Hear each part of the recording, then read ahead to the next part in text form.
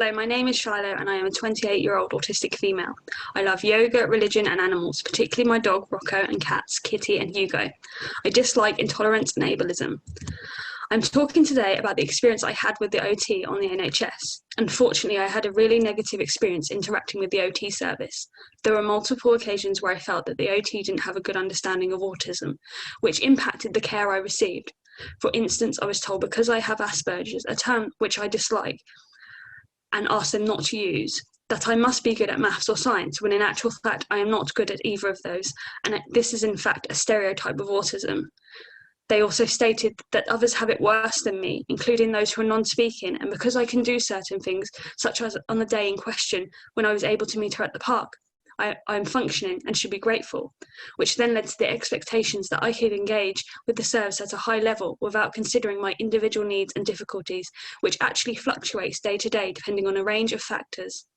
I struggled with the lack of structure, including sporadic phone calls, and refusal at times to communicate using a different method other than talking on the phone, which overwhelms me at times.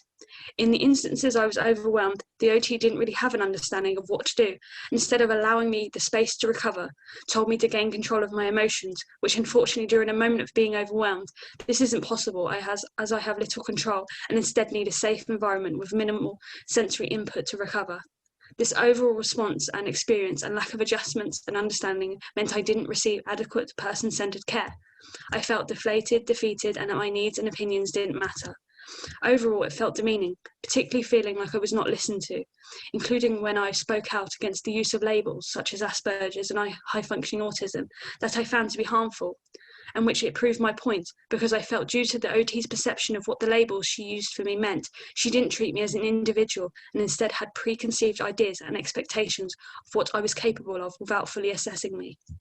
Just because it appears from a person's perception that I am functioning doesn't mean that is the case, and it doesn't mean to get to that level where I appear functioning that it hasn't and isn't taking a lot, physically, emotionally and mentally, more than the person who doesn't have autism or a disability will ever understand.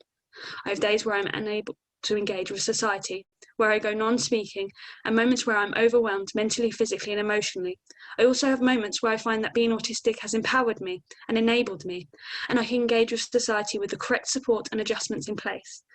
I just wanted to be treated as an individual and to be supported in moving forward in my life and working through some of the difficulties I have as an autistic person.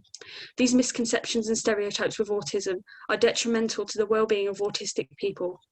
We must have people understand us as individuals and our individual needs, wants, difficulties, because it is vital.